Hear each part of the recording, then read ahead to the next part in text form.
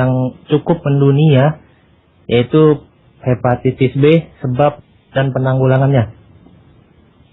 Hepatitis B kita kenal sebagai virus yang bahkan dikatakan lebih ganas 100 kali daripada virus HIV sekalipun. Dan 10 kali lebih banyak sering menularkan.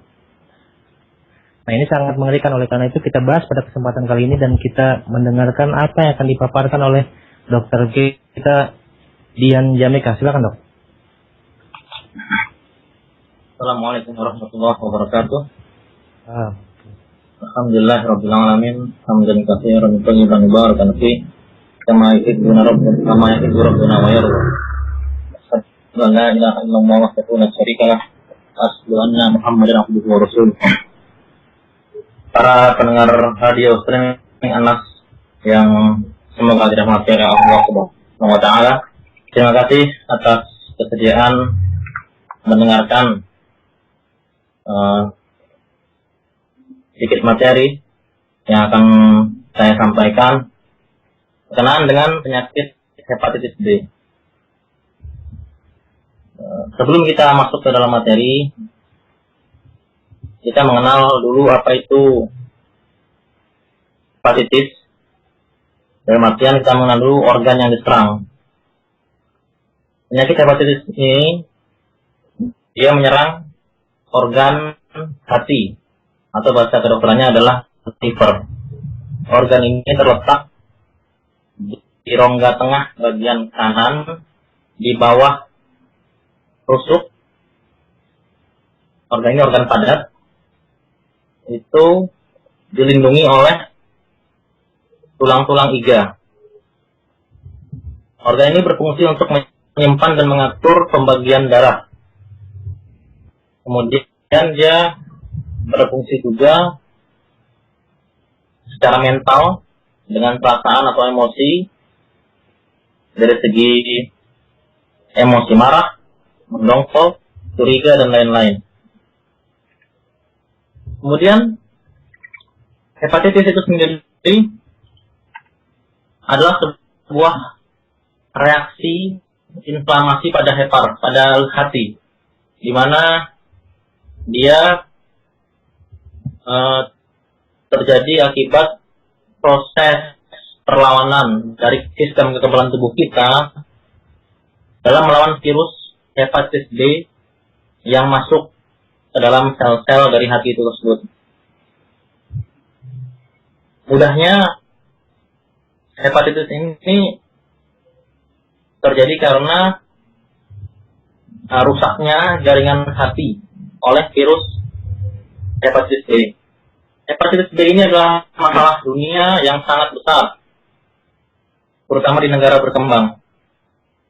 Dia itu mencapai 1/3 dari seluruh populasi dunia ini terinfeksi oleh hepatitis B.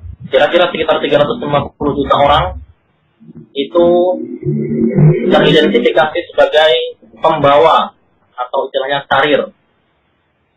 Dan 2%-nya itu bisa sembuh dengan sendirinya.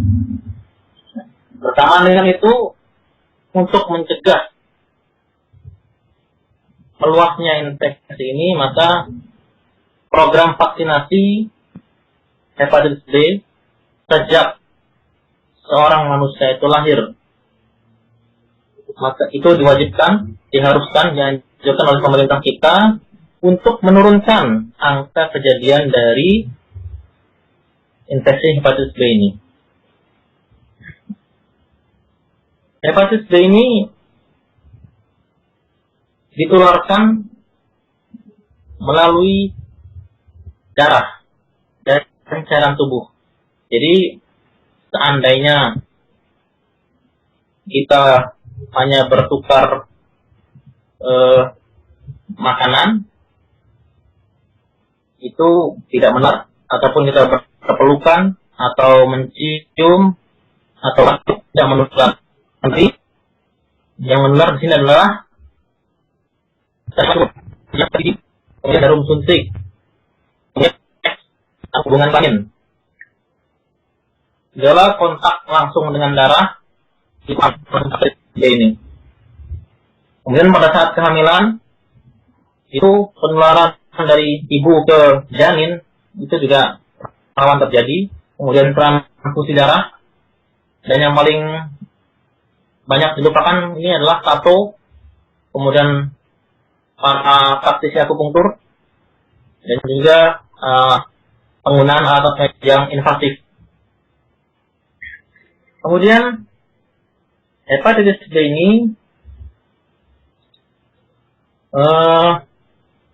dia mampu bertahan hidup dalam kondisi yang sangat ekstrim. Pada suhu sekitar minus 20 derajat Celcius, dia mampu bertahan hidup selama 15 tahun. Jadi, virus ini virus yang kuat. Dan pada suhu sekitar 44 derajat Celcius, dia masih mampu hidup selama 7 hari.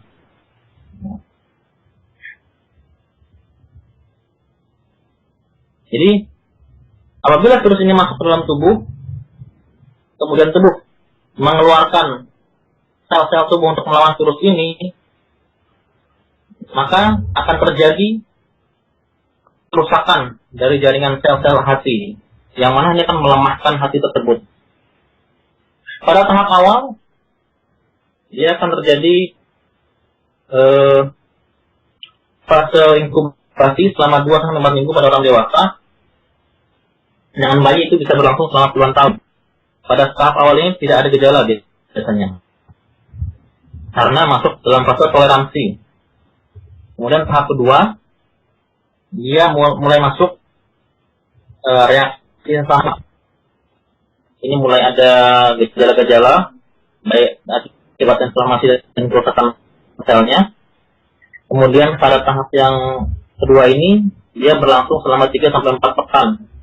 Untuk kondisi infeksi yang akut atau yang baru, yang pada infeksi yang lama atau kronis, itu bisa berlangsung sampai lebih dari 10 tahun, yang kemudian pada akhirnya bisa menyebabkan sirosis hepatis atau jaringan hati. Kemudian pada tahap ketiga, ini berhenti, artinya terlihat lagi replikasinya. Namun virus ini sudah berada dalam sel-sel liver, sehingga akan memunculkan beberapa petanda yang nanti bila diperiksa dengan laboratorium itu akan muncul penanda-penanda tersebut. Jadi mereka itu tidak dapat dideteksi dan muncul antibodi tubuh tergantung dari umur, kemudian kelamin, kemudian kondisi kekebalan tubuh yang tertekan, dan infeksi virus yang lainnya.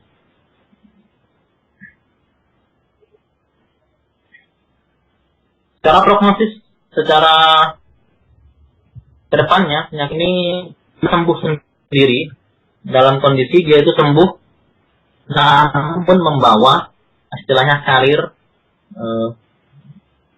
antibodi bekas dari infeksi hepatitis B. Tapi dia tidak cukup kuat untuk menularkan virus tersebut. Dan sisanya lagi jatuh ke arah yang lebih parah, sekitar 9%, itu menyebabkan sirosis dari kematian sel hati, yang ini dapat menimbulkan kanker sel hati. Ini kira-kira sampai 2 tahun itu baru terjadi seperti itu. Kemudian kita mengetahui bahwa infeksi ini sangat-sangat berbahaya, karena rata-rata orang masih sebagai biasa-biasa saja, karena memang gejala dan tandanya itu rata-rata pada tahap awal tidak bergejala, dan tahap selanjutnya itu kalau dia tidak ada tanda penyakit kuning, biasanya orang pada, karena ini gejalanya hanya pegal, sakit kepala, demam pun tidak terlalu tinggi, kemudian hanya nafsu makan, beberapa mendapatkan diare, ada mual, ada muntah, sehingga ini dianggap sebagai sebuah kelelahan fisik biasa. Akan tetapi gejala yang khas adalah salah satunya adalah bila mata atau kulit menjadi kuning, itu khas sekali. Kemudian ada nyeri di bawah rusuk sebelah kanan, itu menjalar sampai ke ulu hati, itu biasanya khas yang seperti itu.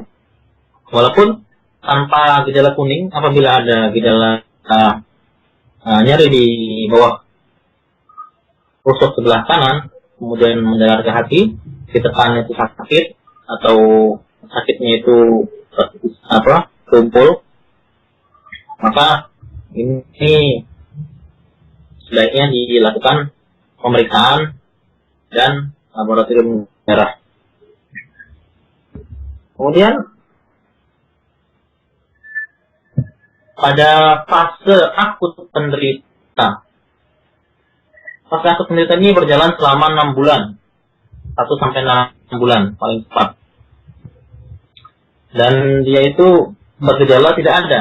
Seperti tadi saya katakan, pada tahap awal ini terkadang tidak ada gejala, kecuali pada pasien yang tampak kuning pada tubuhnya ataupun matanya, itu baru terlihat. Adapun yang tidak kuning, maka dia hanya tadi seperti saya katakan hanya biasa saja, mual, muntah, tidak nafsu makan, demamnya rendah, sakit-sakit pada otot, gampang lelah, kemudian sakit pada bagian bawah sebelah kanan itu ringan-ringan dan kadang dianggap lalu saja oleh masyarakat pada umumnya. Jangan pada pasien yang lebih parah lagi, kondisi saat akut itu akan mengalami kondisi misalnya koma, kemudian suatu kondisi mental yang gangguan mental, gangguan tidur, kemudian ada kondisi di mana otak itu terganggu akibat gangguan hati, seperti itu. Dan pada kondisi kronis, pasien yang penderita kronis ini dia gejalanya sama seperti akut, sama, tetapi prosesnya memang berlangsung lama dan tidak disadari. Seperti itu. Kemudian pada pemeriksaan fisik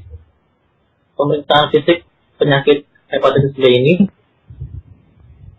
dokter biasanya akan memeriksa suhu pasien. Biasanya demamnya itu rendah, antara 4 hingga 9. Kemudian adanya kuning, itu akan muncul sekitar 10 hari dari pertama kali dari awal terinfeksi, dan berlangsung selama 1-3 bulan. Kemudian bila diperiksa di bagian perut, itu akan muncul atau akan didapatkan liver, hati yang membesar, ringan. Ini biasanya masih sulit dideteksi karena pembengkakan livernya hatinya masih tidak terlalu besar. Begitu juga adanya pembesaran dari organ limpa, itu masih kecil, antara 5-15%. Kemudian tangan itu memerah, ini jarang terjadi. Kemudian adanya pelebaran pembuluh darah di badan, itu bentuknya khas, yaitu seperti jaring laba-laba. Kemudian pada pasien yang kronis, ini didapatkan yang lebih jelas lagi pada pembesaran dari hatinya, kemudian gejala merah di tangan, dan laba-laba pembuluh darah yang seperti laba-laba itu lebih jelas lagi di sini.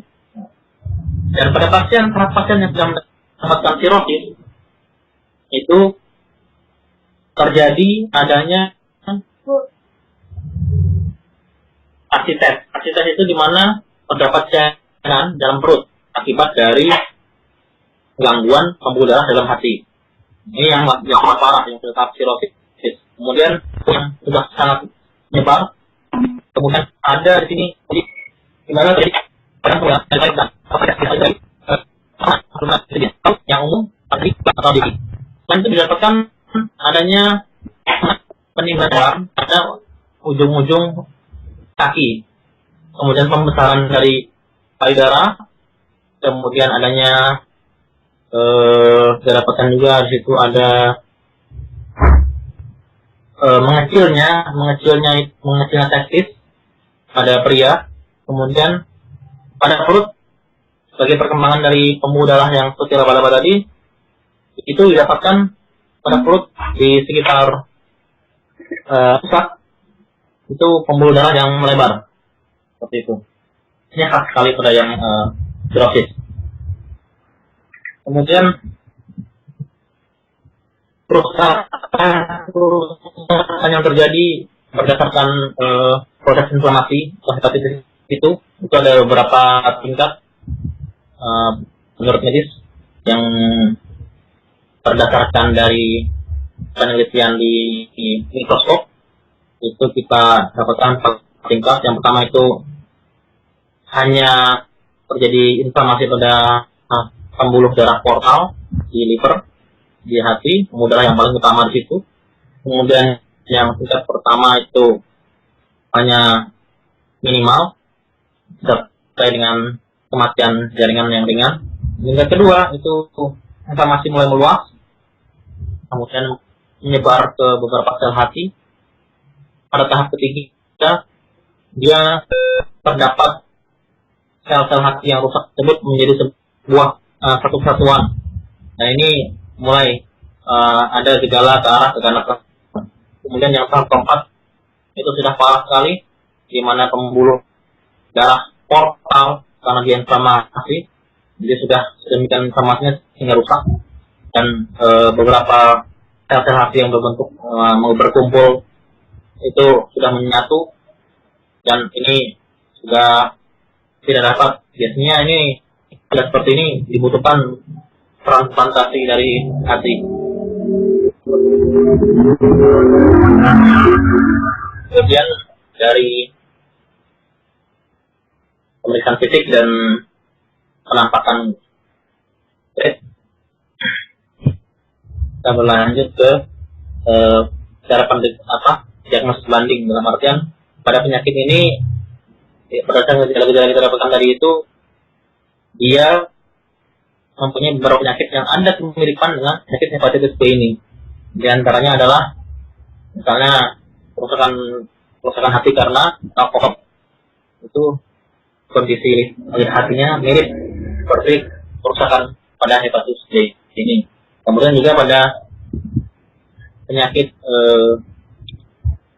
Wilson disease yang disebabkan oleh adanya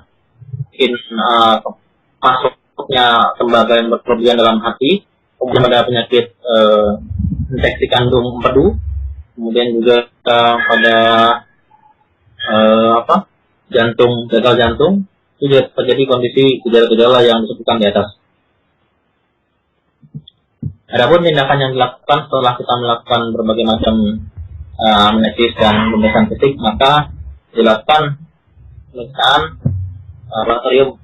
Mana di sini yang diperiksa adalah ada pemeriksaan darah, diperiksa beberapa serum.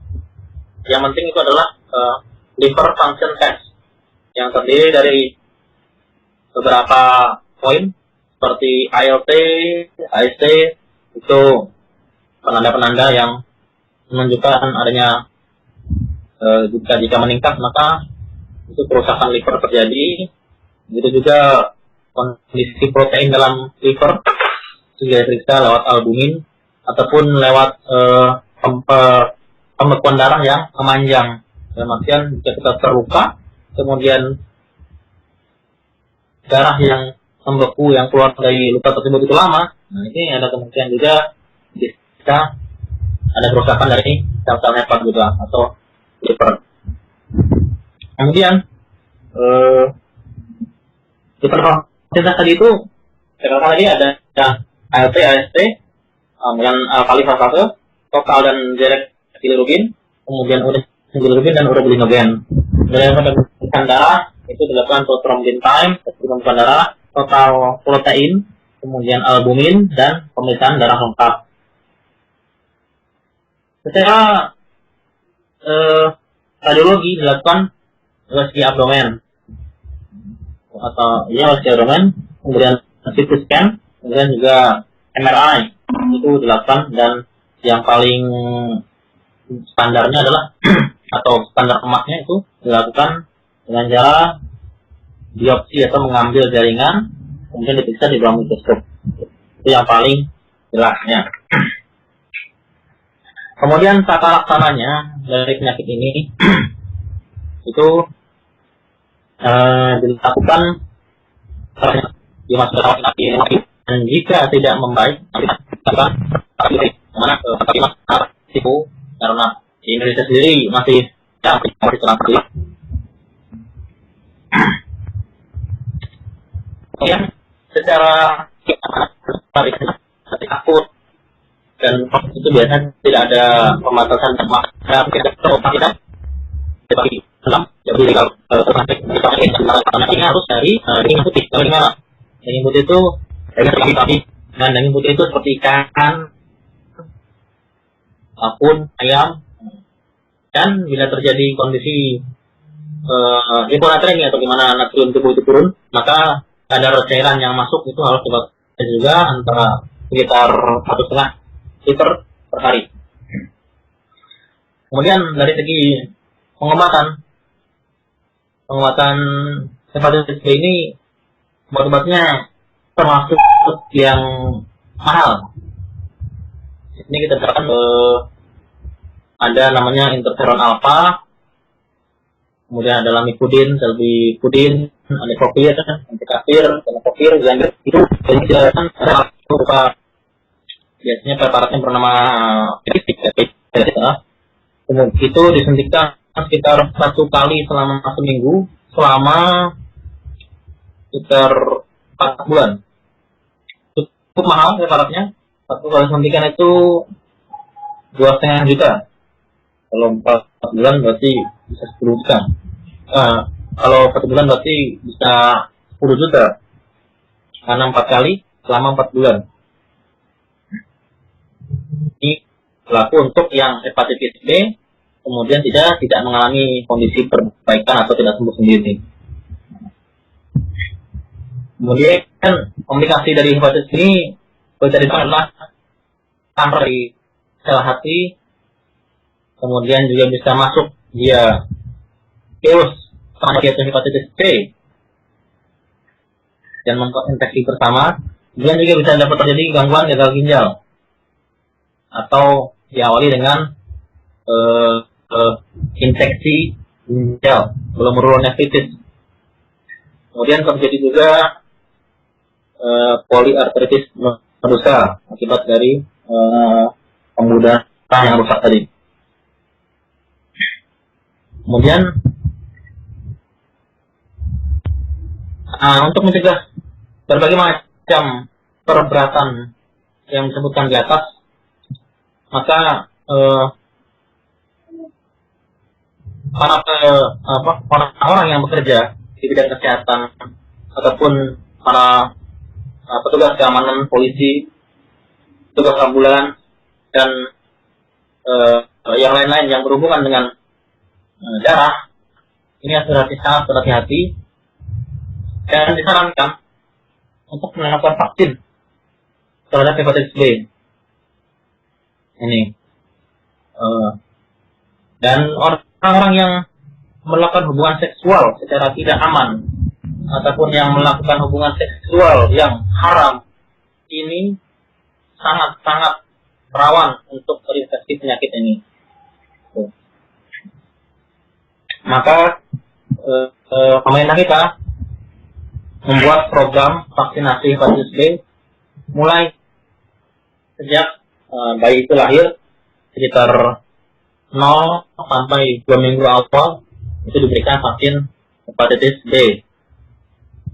Dan selanjutnya terus sesuai dengan jadwal imunisasi, yang mana vitamin C, vaksinasi hepatitis B ini dia itu virus ini dibiakkan pada ragi. Pada ragi. Jadi semua bayi lahir itu dianjurkan atau sangat dianjurkan untuk divaksinasi hepatitis B, terutama yang ibunya positif hepatitis B. Itu.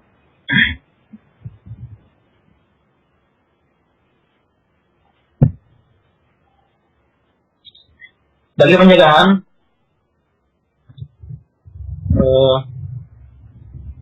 kayaknya untuk penyakit infeksi seperti ini, yang paling mudahnya adalah untuk para pekerja medis itu menggunakan sarung tangan, kemudian dalam menggunakan alat-alat suntik itu dia tidak boleh pakai tutup jarum, kemudian tidak boleh dia melakukan gerakan memasukkan dan ke dalam tubuhnya lagi, karena itu sangat berisiko sekali. Kemudian orang yang bepergian ke negara yang penyakit ini sangat-sangat endemis, maka disarankan juga untuk melakukan vaksin terlebih dahulu. Kemudian bagi pengguna obat-obatan, alkohol, kemudian narkoba, terutama yang putau yang melalui jarum suntik, itu hendaknya bagi yang bekerja di petugas rutan, rumah tahanan atau penjara, itu hendaknya mengawasi benar-benar agar tidak ada jarum suntik yang berasal dari klinik itu bisa masuk ke para narapidana, karena itu sangat rawan sekali. Banyak sudah kasus terjadi di mana narapidana itu ditemukan meninggal di kamar mandi beserta suntikannya. Itu sudah sering kita temukan seperti itu di penjara-penjara. Nah, demikian yang bisa saya sampaikan pada kesempatan kali ini.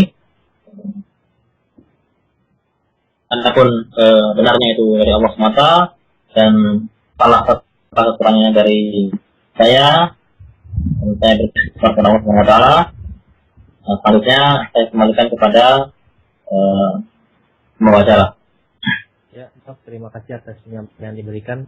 Dan di penyampaian itu dapat kita ketahui bahwa begitu besar pengaruh hepatitis B dalam kehidupan manusia, karena pengaruhnya itu sangat besar. Di Asia Tenggara saja sekitar 1 juta orang diperkirakan meninggal setiap tahunnya karena hepatitis B. Ini juga bisa menempati urutan ke-10 penyakit mematikan di dunia.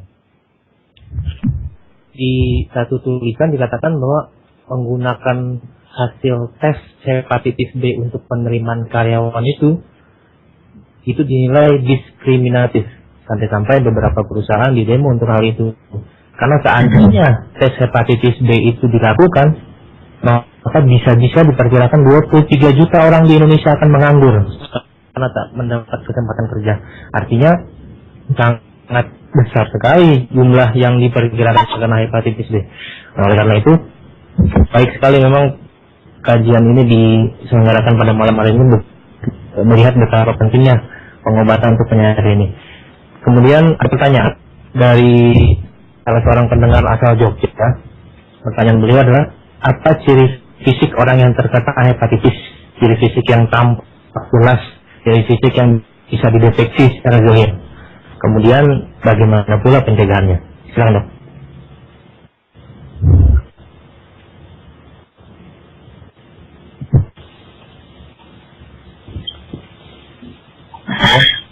Silakan, Dok. Baik, terima kasih atas pertanyaannya. Masih atas ya.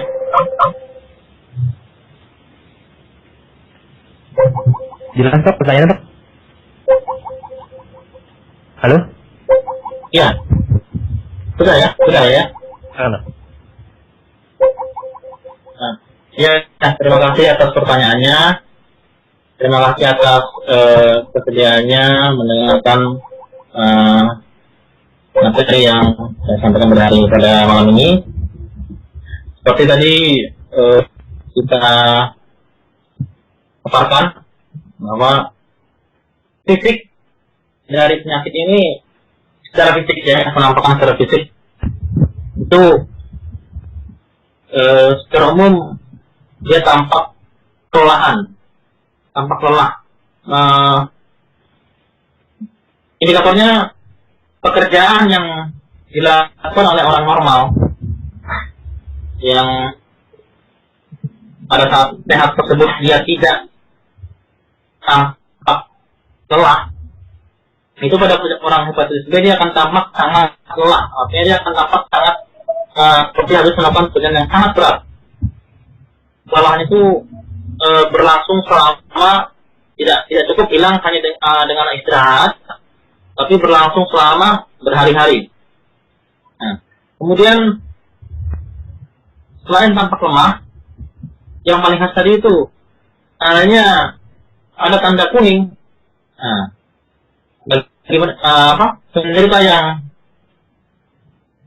jelas tandanya muncul tanda kuningnya. Tanda kuning itu terlihat pada mata, pada bagian selera, pada bagian putih-putihnya itu menguning. Itu yang paling awal, sebelum kemudian kulitnya itu ikut menjadi kuning. Itu yang paling jelas, kuning dan kelelahan yang sangat. Kemudian kalau kita lihat buka bajunya, itu bisa kita dapatkan seperti saya katakan adanya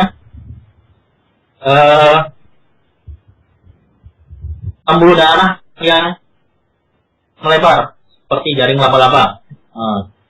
Dan juga untuk yang berat itu ada pembuluh darah yang melebarnya di sekitar pusar.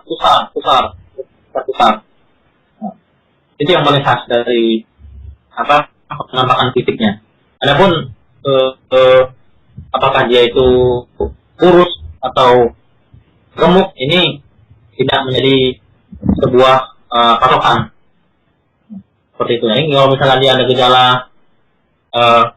kok saya baru kerja seperti ini yang biasanya nggak apa-apa, kok ini sekarang lemas, kok ini sekarang capek sekali, dia harus ini waspada. Kemudian dia harus periksa, baik itu dia misalnya setelah itu berlangsung lama antara minggu 1 bulan sampai 6 bulan, dia harus periksa kalau perlu ngaca, ada nggak kondisi tubuhnya itu yang munculnya berbeda. Lihat matanya kuning atau tidak, lihat kulitnya perhatikan kuning atau tidak, atau dia tadi perutnya, tubuhnya ada nggak varises pembuluh darah. Nah, seperti itu. Itu yang khas dari ciri fisiknya. Pertanyaan selanjutnya apa? Pertanyaan berikutnya, apakah pencegahannya bisa mudah dilakukan gitu, Dok? Pencegahannya, ini penyakit ini disebabkan oleh virus. Awalnya lewat, terutama lewat darah.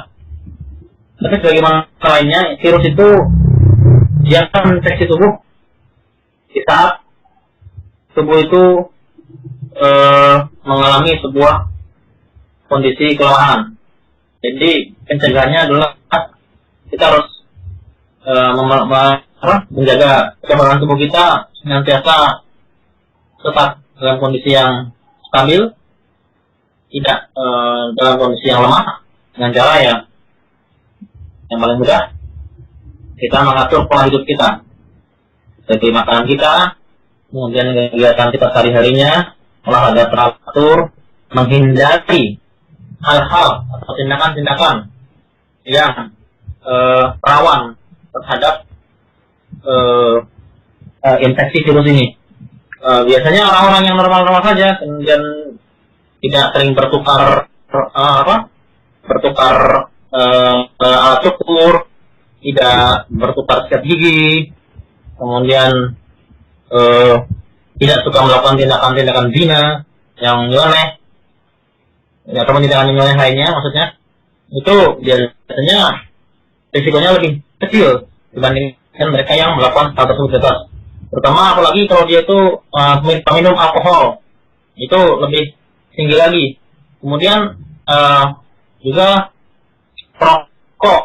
Perokok itu juga rawan terhadap penyakit ini karena zat-zat racun dalam rokok tersebut biasanya kalau orang bilang saya merokok tapi saya sehat-sehat saja, itu karena fungsi dari hatinya itu dipaksa bekerja keras untuk menetralisir racun rokok tersebut.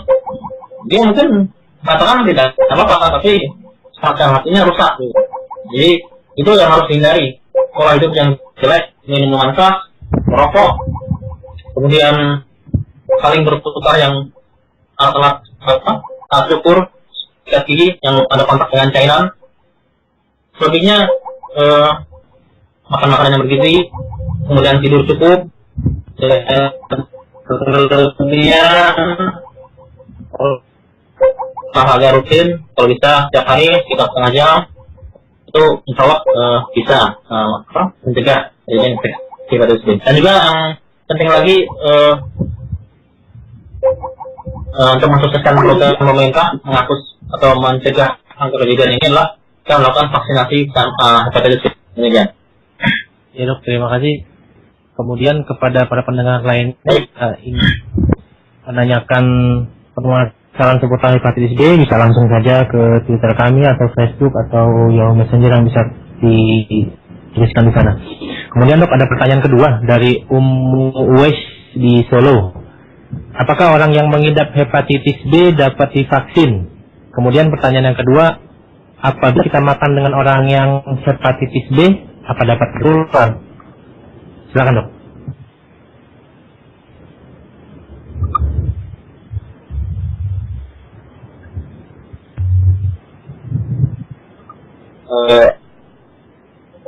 Apakah kalau makan tertular gitu ya?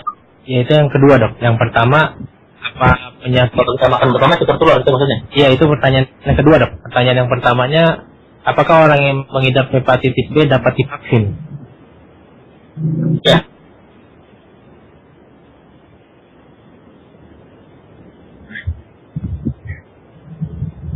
Baik, terima kasih atas pertanyaan yang kedua. Apakah yang sudah positif hepatitis B itu bisa divaksin? Jadi kita katakan yang terinfeksi oleh hepatitis B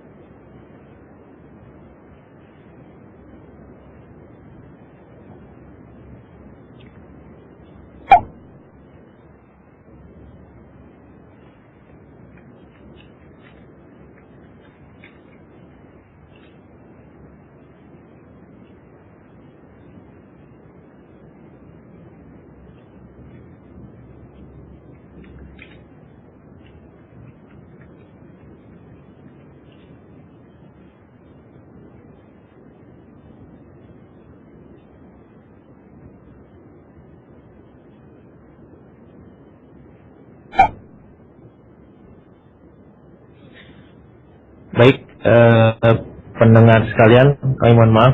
Ya, dok. Ya, ada masalah teknis di jaringan kami. Mohon pendengar bersabar untuk melanjutkannya. Kami sedang berusaha menghubungi Pak Dokter kembali. Dari pertanyaan yang datang sudah ada dua penanya. Yang pertama asal Jogja. Ketika dia menanyakan ciri fisik, kalau dokter menjelaskan salah satunya ada pembekakan di hati, di pembuluh darah, lalu warna kulitnya jadi menguning. Kemudian pertanyaan yang kedua yang akan dijawab oleh Pak Dokter sebentar lagi kita akan menanyakan. Lalu kami juga sampaikan kepada para pendengar sekalian bahwa Anas Radio insya Allah akan rutin melaksanakan kajian konsultasi kesehatan ini setiap malam Jumat pada Isya atau tepatnya pukul 20.00 waktu Indonesia Barat. Oleh karena itu, pada para pendengar bisa menyiapkan diri dan mempersiapkan pertanyaan yang akan ditanyakan sebelumnya juga kami akan sebutkan tema yang akan dibahas untuk minggu depannya. Kemudian Anas Radio sebagai radio dakwah streaming di internet juga setiap harinya menyelenggarakan kajian live dan kajian rekaman dari Asatidz Ahlussunnah di Indonesia yang bisa pendengar juga dengarkan di rumahnya masing-masing atau di perkantoran, yang kita juga sebarkan melalui buletin Jumat, rekaman-rekaman CD, majalah, buku-buku dan lain-lain. Untuk itu kembali lagi, tidak hanya konsultasi kesehatan yang kita terima pertanyaannya, melainkan juga kajian lagi pertanyaannya dari pendengar sekalian. Ya, kami terus berusaha untuk menghubungi Pak Dokter. Insya Allah dalam waktu dekat kita akan kembali berdiskusi dengan beliau.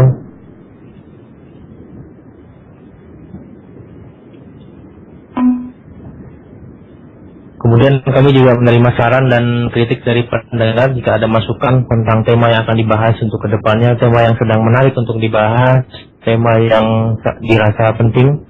Seperti ketika kami mengangkat tentang hepatitis B. Hepatitis B merupakan salah satu penyakit yang luar biasa membahayakan dan luar biasa besar pengaruhnya di lingkungan kita.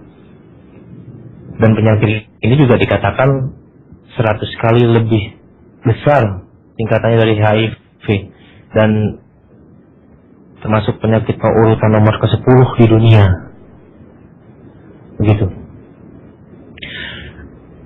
Sambil menunggu Pak Dokter kembali bersama kita, ada pengumuman yang ingin kami sampaikan. Insya Allah tanggal 26 Februari 2012 bertepatan dengan tanggal 3 Rabiul Tsani akan diadakan kajian ilmiah yang akan disampaikan oleh Al-Ustadz Hamad Abu Muawiyah hafizahullah ta'ala dengan tema Manhaj Tarkiyah digugat, pembahasan tentang Maulid Nabi Rasulullah SAW yang rutinitas dilakukan oleh sebagian kaum muslimin. Di situ akan dikupas bagaimana sisi syar'inya, bagaimana pendalilannya, apakah benar atau tidak, dan lain-lain. Kajian ini juga di ya Dok, sudah masuk? Tadi nyambung nggak ya? Tadi terputus Dok, mungkin bisa diulangi jawabannya Dok. Saya ulangi pertanyaannya Dok ya. Baik. Pertanyaan dari Guys Solo, apakah orang yang mengidap hepatitis B positif itu dapat divaksin Dok? Silakan. Baik. Mulai kalau kalian sudah ketemu di Solo, sedang mendengarkan radio Anas ini. Pertanyaan pertama, apakah vaksinasi hepatitis B itu berlaku untuk pasien yang sudah terinfeksi oleh hepatitis B? Pada dasarnya, prinsip vaksin itu adalah memberikan kekebalan pada tubuh dengan memberikan virus yang sudah dilemahkan ke dalam tubuh orang normal, sehingga akan membentuk kekebalan itu akan membentuk kekebalan yang spesifik. Saya katakan kekebalan yang spesifik karena manusia mempunyai sistem kekebalan tubuh yang bersifat umum. Akan tetapi manusia belum atau tidak memiliki kekebalan umum yang bersifat spesifik, sehingga kekebalan umum dan kekebalan spesifik ini akan bereaksi berbeda saat ada infeksi yang masuk. Kekebalan umum biasanya akan menyesuaikan dengan infeksi yang masuk, sehingga prosesnya lebih lama. Sedangkan kekebalan yang khusus, dia akan langsung berinteraksi dengan virus yang masuk, sehingga reaksinya lebih cepat. Sehingga ini menguntungkan dari segi kondisi tubuh yang lemah kekebalannya, itu juga akan menjadi makin parah saat infeksi tersebut masuk. Kemudian karena dasarnya seorang yang terinfeksi hepatitis B itu mengalami 3 keadaan. Yang pertama, yaitu akan sembuh dan sembuh secara utuh. Akan tetapi sembuh di sini sembuh sekaligus membentuk antibodi terhadap hepatitis B tersebut. Kemudian yang kedua, sehingga pada yang kondisi pertama ini dia tidak butuh lagi vaksin karena sudah terbentuk antibodi pada tubuhnya. Sedangkan yang kedua, ya akan menjadi kronis sehingga butuh diberikan pengobatan, bukan vaksinasi. Pengobatannya pengobatan antivirus. Kemudian apabila kondisi kedua ini tetap berlanjut, tidak dapat tidak berkurang infeksinya, dia akan masuk ke dalam kondisi ketiga di mana terjadi kanker hati atau sirosis yang selanjutnya pada kondisi ketiga ini akan terjadi kanker sel hati. Ini vaksin sudah tidak berfungsi lagi. Sedangkan kondisi yang kedua tadi, kondisi yang pertama, vaksin karena sudah terbentuk antibodi, maka vaksin di sini tidak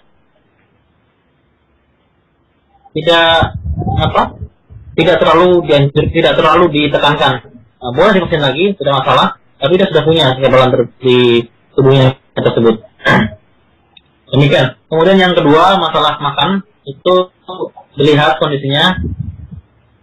Jika hanya sekedar makan bersama satu piring atau satu sendok, tidak masalah selama tidak ada luka pada mulut. Karena dikhawatirkan darah yang terdapat pada luka tersebut bisa menularkan virus hepatitis B. Jadi kalau jadi kita lihat saja, kalau misalnya hanya keluarga kita bisa tahu atau mudah. Yang biasanya sulit itu yang sungkan biasanya kalau misalnya kita makan sama hewan-hewan lain atau pemahat lain, kemudian makan bersama, misalnya ada luka nggak, ada sariawan nggak, kemudian kita langsung katakan, wah, saya nggak mau makan. Itu baiknya saya gunakan cara yang lebih halus agar tidak menyinggung makan dari saudara maupun dari kita. Demikian.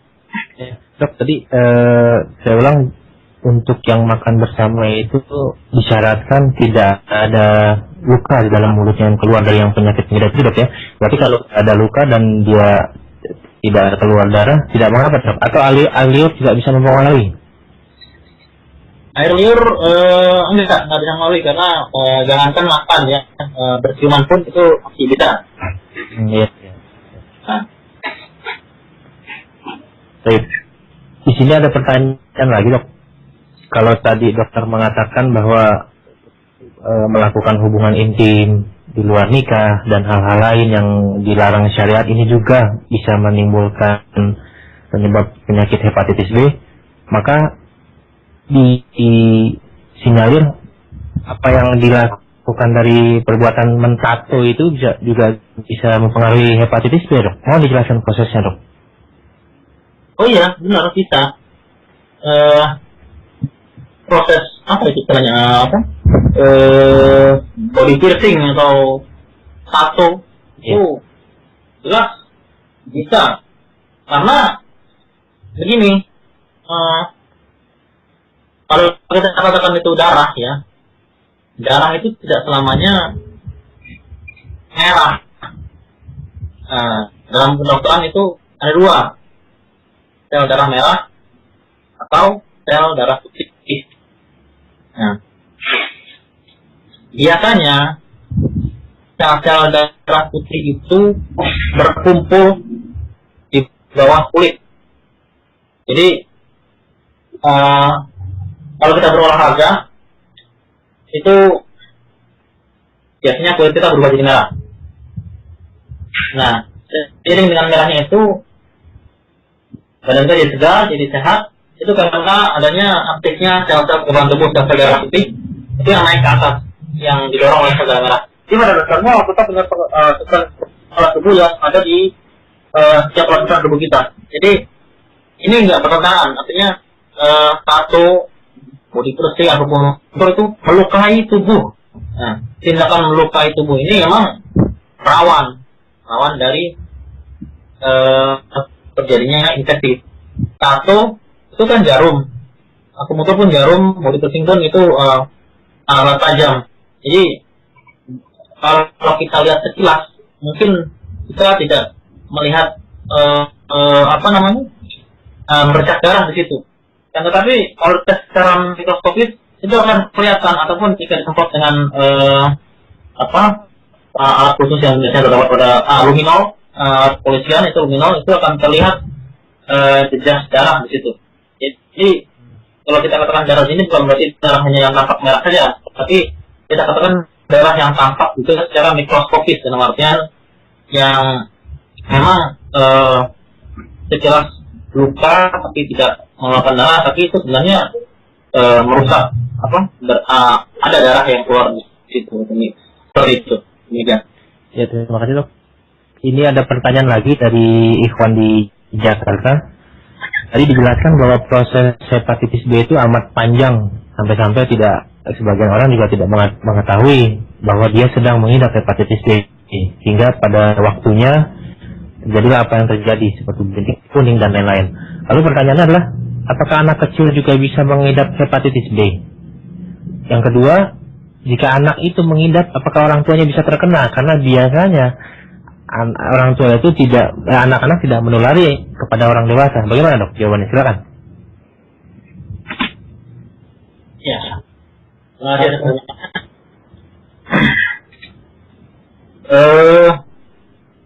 Tadi anak kecilnya ini bayi atau anak kecil ya? Kalau misalnya seandainya ini kita kasusnya adalah bayi, maka bayi itu tidak mungkin tertular hepatitis B kecuali ada dari orang tuanya yang terinfeksi oleh hepatitis B.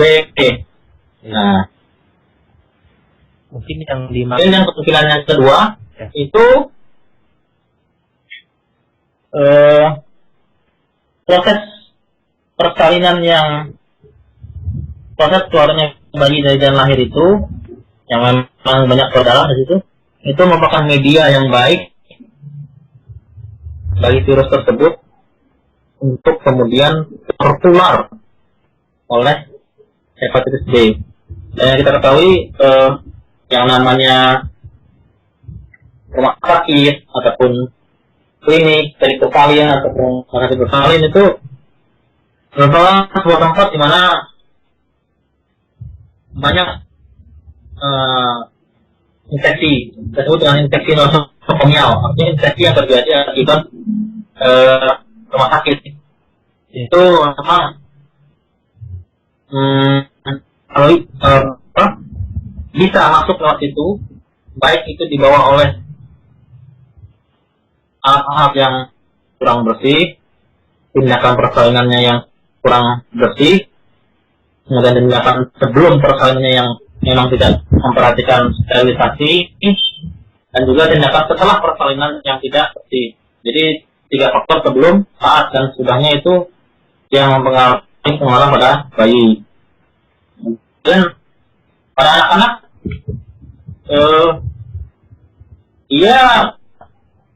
kondisinya seperti tadi, seandainya tidak terinfeksi, yang jelas selama dia tidak ada luka, tidak kontak dengan darah yang menyebabkan infeksi terjadi ataupun cairan dalam tubuh lainnya, itu kecuali kalau orang tuanya memang terinfeksi secara awal tapi orang tua tidak tahu, itu dia tidak akan tertular. Kecuali yang seperti tadi itu pada anak-anak. Dan apa lagi tadi? Ya, apa dia bisa menular ke dewasa dok? Kalau anak-anak yang mengidapnya? Atau anak-anak yang mengidap, apakah dia bisa menular yang dewasa? Kalau anak-anak ini yang sudah tertular, kemudian memang dia terluka, ya kalau orang tuanya atau orang tuanya, kalau misalnya ada keluarga lainnya itu yang tidak mengetahui, kemudian terkena darah maupun seks dari dalam tubuhnya yang terinfeksi, dia bisa menulari. Dia bisa menulari walaupun memang seperti saya katakan pada anak-anak ini itu waktu inkubasinya itu lama. Jadi kalau misalnya anaknya tadinya dia terinfeksi umurnya sekitar 5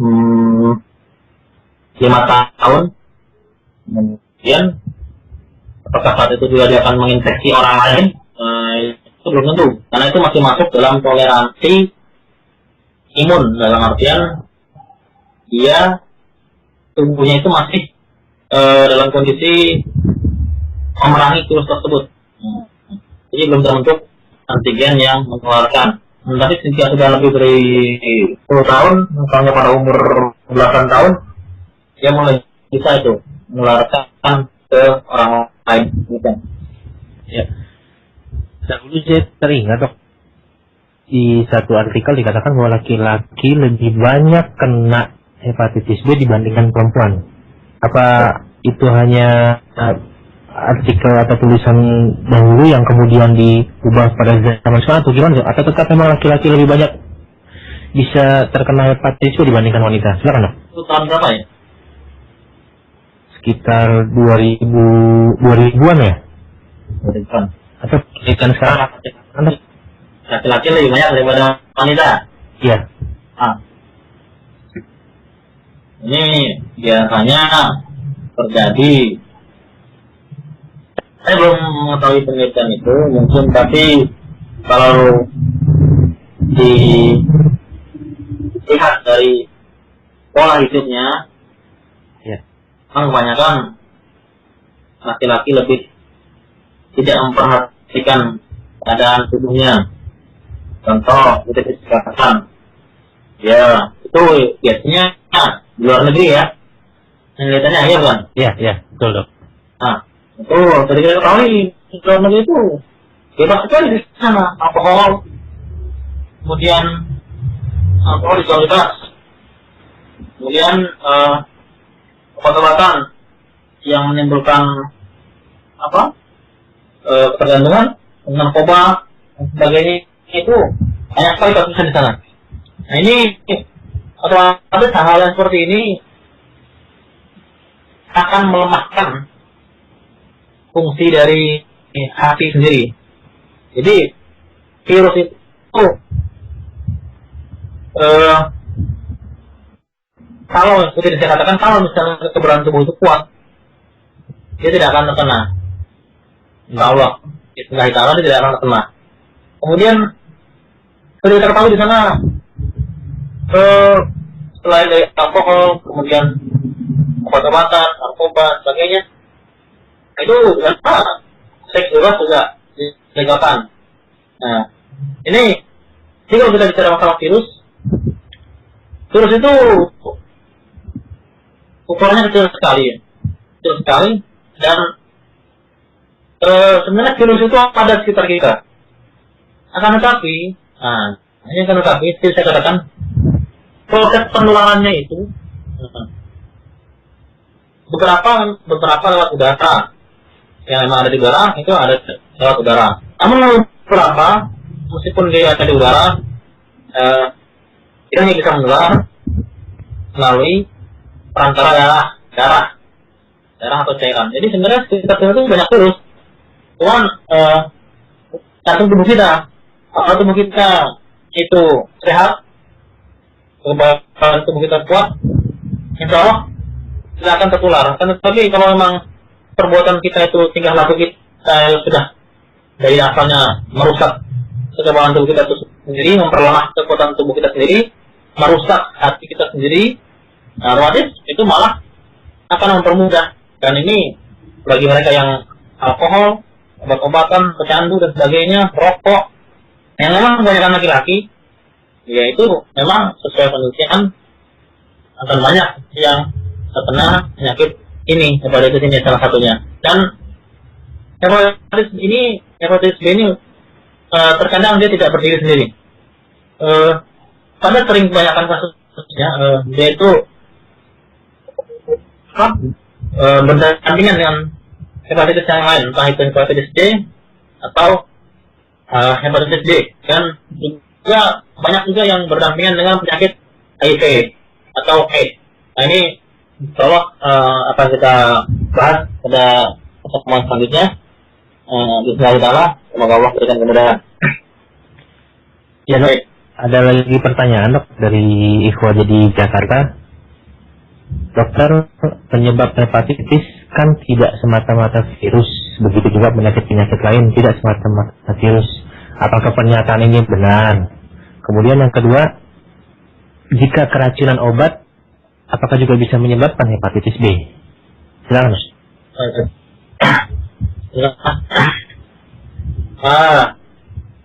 Penyebab hepatitis B sesuai dengan bidang medis kedokteran, sesuai dengan penelitian yang mampu manusia ketahui, batas manusia usahakan mencari tahu, meneliti, itu disebabkan oleh virus. Tetapi memang kita sebagai seorang yang percaya bahwa tidak ada penularan karena atas izin Allah, tidak ada penyakit dan Allah yang menurunkan obatnya. Kita percaya bahwa Allah itu yang menurunkan penyakit. Kemudian manusia berusaha untuk mengetahui bagaimana penyakit tersebut turunkan oleh Allah. Media apa? Atau perantaranya apa? Nah, maka para ahli kesehatan, baik dari pengobatan klasik maupun pengobatan konvensional, itu menyatakan memang berbeda, istilahnya berbeda. Kalau menurut pengobatan konvensional dikatakan itu virus, Menurut pengobatan klasik mungkin dikatakan angin atau hati yang bergejolak panas. Jadi intinya kita sama-sama menisbahkan bahwa penyakit itu semuanya berasal dari Allah. Dan ini jika saya mengatakan sebab dari hepatitis B ini adalah virus, itu dalam artian sebab yang sebab dari perantara yang sebab yang memperantai penyakit tersebut menyakiti manusia. Demikian. Itu yang dimaksudkan seperti itu. Kemudian selanjutnya apa? Pertanyaannya itu saja dok tadi dok. Okay. Nah, saya juga teringat dok, Pak Menteri kita, semoga Allah menjaga beliau, Bapak Dahlan Iskan, itu pernah melakukan transplantasi hati. Tepatnya kalau tidak salah di tahun 2007 beliau mengidap hepatitis B yang sudah akut dan terlambat diobati. Akibatnya harus mengganti hatinya dok. Apakah harus seperti itu yang dilakukan? Apa tidak ada cara lain gitu? Silakan dok. Kalau tidak salah, Pak Dahlan Iskan itu melakukan transplantasi di luar negeri, demikian kan? Ya betul dok. Iya, kalau tidak salah itu di Cina kalau salah. Emang waktu itu teknologi kita memang belum bisa melakukan transplantasi atau transplantasi hati. Ini sebenarnya itu kronis yang parah. Maka saya katakan usia tahap yang mengancam terjadinya kanker sel hati. Ya seperti itu biasanya. Ini dari segi kedokteran konvensional, memang cara transplantasi liver itu tindakan yang paling akhir dilakukan untuk mengembalikan fungsi hati kembali normal. Dan tetapi ini sebuah proses yang sangat beresiko karena efek sampingnya pun besar. seperti efek samping penolakan sel-sel manusia itu sendiri terhadap sel-sel hati yang baru, kemudian kesesuaian juga darah, kemudian juga reaksi cembran tubuh yang mungkin timbul akibat adanya sel-sel asing. Juga banyak yang harus dipertimbangkan ke arah itu. Dan tapi memang sampai sekarang itu cara yang menjadi pilihan dari kedokteran konvensional. Cara lain adalah dengan memotong liver yang bermasalah. Tapi ini berlaku kalau infeksi tersebut masih dalam ruang area yang terinfeksi itu, atau yang mati itu, atau yang akan cenderung ke arah kanker, itu masih kecil. Jadi kalau sudah besar, itu tidak bisa dilakukan dan memang harus dilakukan liver, itu masih kedokteran konvensional. Sedangkan menurut kedokteran klasik,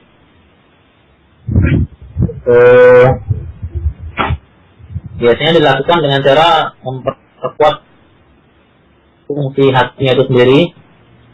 Dan tadi tentunya ini harus sebelum melangkah ke arah sana harus dilakukan pemeriksaan. Tadi kalau misalnya kedokteran konvensional itu melakukan pemeriksaan seperti mikroskopis, kita ambil jaringan, kita periksa di bawah mikroskop, dan kita pastikan bahwa memang jaringan yang terkena itu sudah sangat luas, maka kita asalkan transplantasi. Jadi dengan kedokteran plastik, juga akan melakukan pemeriksaan. Pada kedokteran plastik tidak ada istilahnya kita melakukan pemeriksaan mikroskopis. Mereka melakukan pemeriksaan secara wawancara, tanya jawab, dan dari situ kemudian lanjut ke pemeriksaan fisik tubuh. Kemudian dari situ kita akan akan mengetahui dari sekian banyak organ utama, 5 organ utama, yaitu jantung, paru-paru, hati, limpa, dan ginjal. Itu 5 organ utama menurut kedokteran klasik. Dari wawancara dan pemeriksaan tersebut, mereka akan menyimpulkan organ mana yang berpengaruh dan terpengaruh akibat gangguan dari hati ini. Sudah sampai mana? Karena pada pengobatan klasik sendiri pun itu terbagi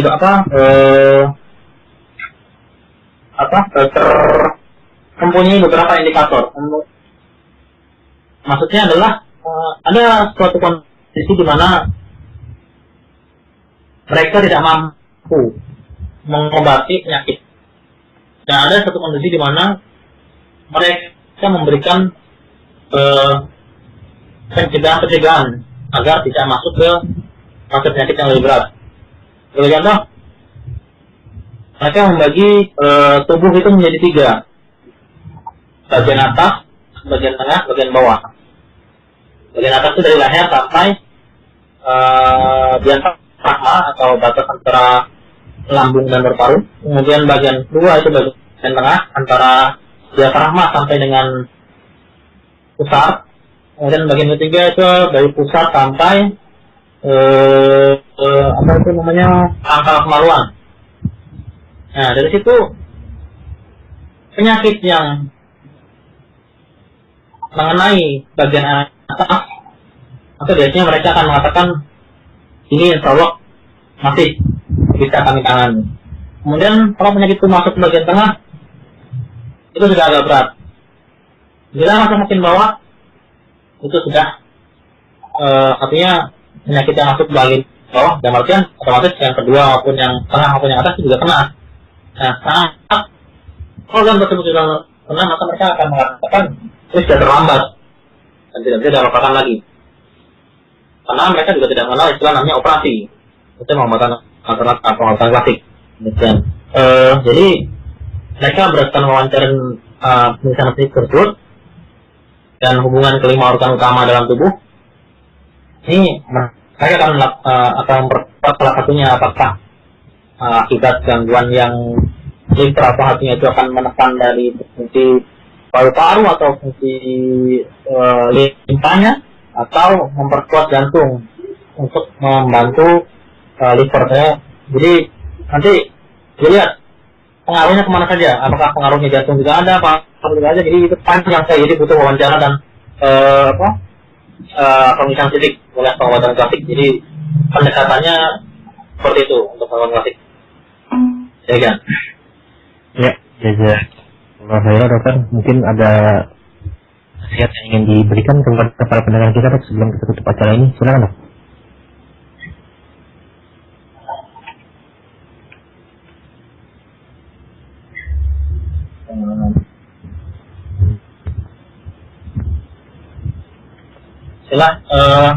Sebagai penutup, kita meyakini bahwa penyakit, baik itu virus, bakteri, itu berada di sekitar kita dan terjadi semuanya atas izin Allah Subhanahu wa Ta'ala, dan kita semua berusaha mencegah agar hal tersebut tidak menimpa kita ataupun sama kita atau saudara-saudari kita. Maka tindakan pencegahan yang harus dilakukan tadi seperti pola hidup yang baik, pola hidup sehat, pola hidup bersih dan sehat, itu harus senantiasa kita lakukan. Kemudian kita menjaga kekebalan tubuh kita dengan cara salah satunya adalah olahraga, kemudian bangun di perjalanan terakhir. Bagaimana menurut penelitian ya mengaktifkan fungsi dari liver, mengaktifkan fungsi kekebalan tubuh, sel-sel darah putih meningkat di saat tersebut. Kemudian kita banyak-banyak berdoa kepada Allah Subhanahu wa Ta'ala, bertobat, mohon ampun. Semoga Allah Subhanahu wa Ta'ala menghindarkan kita dari seluruh bahaya tersebut. Dan yang paling mudah dari penjagaan infeksi itu adalah kita membiasakan diri untuk mencuci tangan kita, baik itu sebelum melakukan sesuatu maupun sudah melakukan sesuatu yang kotor, yang kita anggap kotor atau kita lihat itu seperti saat belum makan, sebelum memasak, saat masak adanya. Dan kita harus benar-benar kita mengetahui cara-cara mencuci tangan yang baik, cara mencuci di bawah air mengalir dan juga dengan sabun. Bila kita terbiasa dengan wudu, tentunya ini tidak sulit lagi. Kemudian juga kita senantiasa saling menasihati antara teman-teman kita, saudara kita, bagaimana itu cara pola hidup bersih dan sehat, mengingatkan mereka agar tidak istilahnya kita melakukan nahi mungkar dengan lingkungan kita. Kenapa? Karena jadi kita katakan penyakit ini, infeksi adalah penyakit menular yang kalau seorang sakit dan dia tidak mengetahui bahwa dirinya sakit, atau misalnya dia mengetahui dirinya sakit tapi tidak tahu orang lain, maka penyakit ini otomatis pasti insya Allah dengan izin Allah dia akan menular tanpa terkendali. Jadi kita harus menerapkan saling nasihat-nasihat dalam kebenaran dan kebaikan, memaafkan mungkar dan melakukan perilaku hidup bersih dan sehat. Demikian, semoga bermanfaat. Saya kembalikan kepada pembawa acara. Jazakumullahu khairan kepada Dr. Jian Jameka Putra, dan kita doakan agar Allah menjaga beliau hafizahullah ta'ala, ya Allah memberkahi ilmu yang beliau sampaikan kepada kita, ya Allah memberkahi keluarga beliau dan menjaga keluarga beliau dalam kondisi sehat walafiat. Maaf, kami sampaikan juga kepada para penanya yang telah masuk di akhir penghujung acara ini, dan kami sampaikan juga untuk beberapa pertanyaan yang masuk bahwa insya Allah pertanyaan yang antum kirimkan kepada kami itu telah terjawab dari pemaparan yang dokter berikan dan tanya jawab yang dokter sampaikan kepada kita. Insya Allah para penanya juga bisa mendapatkan jawabannya atau rekaman ulang dari materi kali ini esok hari insya Allah di An-Nas Radio. Demikian. Kemudian ada beberapa hal yang ingin kami sampaikan. Hari Sabtu 2 Rabiul Akhir bertepatan dengan 25 Februari 2012 pukul 9 pagi ada kajian live di An-Nas Radio bersama Ustadz Abdullah Syahroni dan Ustadz Muhammad Umar Asewet yang berlangsung di Masjid Fathahillah Depok. Kemudian yang kedua, hari Ahadnya tanggal 3 Rabiul Akhir bertepatan dengan tanggal 26 Februari 2012 pukul 10 hingga selesai kajian live pula bersama Al-Ustadz Muhammad Abu Muawiyah di Masjid Nurul Irfan UNJ dengan tema Sunnah Tarkiyah dalam Timbangan, studi kritis seputar ritual Maulid Nabi, dan para pendengar juga bisa menghadiri atau jika tidak sempat bisa mendengarkan live di An-Nas Radio. Demikian apa yang bisa kami sampaikan. Mohon maaf jika ada yang salah dari kami. Semua yang benar datangnya dari Allah Subhanahu wa taala dan apa yang salah itu dari kekeliruan kami dan dari syaitan. Mohon maaf sekali lagi atas pertanyaan yang datang. Billahi taufiq wal hidayah. Assalamualaikum warahmatullahi wabarakatuh.